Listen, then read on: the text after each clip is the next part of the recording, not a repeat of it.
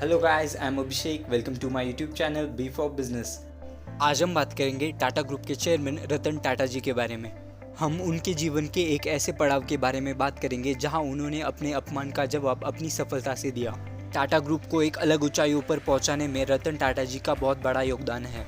उनकी ही देखरेख में TCS टाटा कंसल्टेंसी सर्विसेज की शुरुआत हुई थी। उसके बाद उन्होंने Tata T, Tata steel, Tata Motors जैसी कंपनीज को शिखर तक पहुंचाया। भारत सरकार ने रतन टाटा जी को 2 बार पद्म विभूषण पुरस्कार से भी सम्मानित किया है।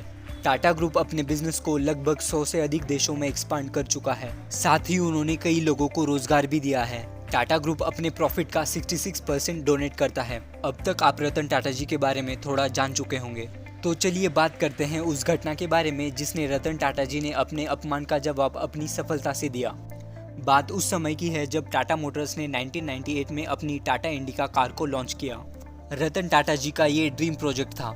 इसके लिए उन्होंने दिन रात मेहनत की थी, लेकिन उनका ये प्रोजेक्ट असफल रहा। इंडिका कार मार्केट में बिल्कुल भी नहीं चली।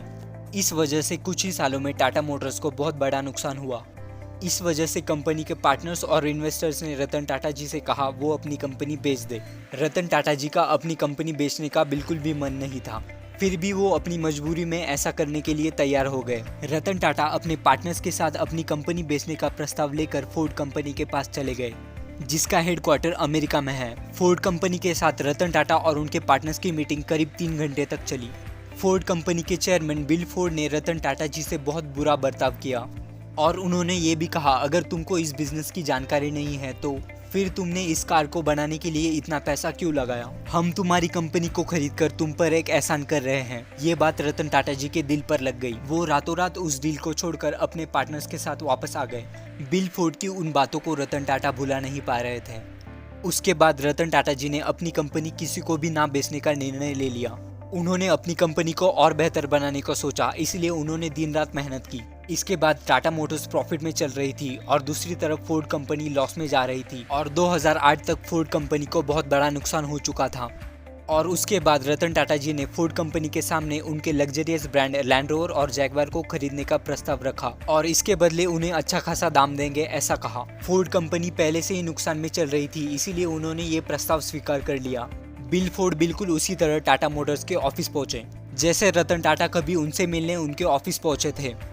उनके मीटिंग में यह तय हुआ लैंड रोवर और जैगवार 9300 करोड़ में टाटा ग्रुप का हो जाएगा। इस बार भी बिल फोर्ड ने वही बात कुछ अलग तरह से कही। बिल फोर्ड ने कहा, आप हमारी कंपनी खरीदकर हम पर एक एहसान कर रहे हैं। आज लैंड रोवर और जैगवार टाटा ग्रुप का हिस्सा है।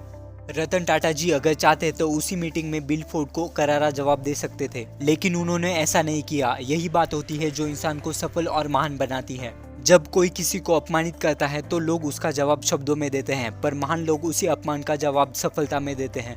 आपकी राय रतन टाटा जी के बारे में क्या है, हमें कमेंट बॉक्स में ज़रूर बताइए। तो चलिए इस वीडियो में बस इतना ही। मिलते हैं हमारी नेक्स्ट वीडियो में। वीडियो अच्छी लगी हो तो please like, share and comment.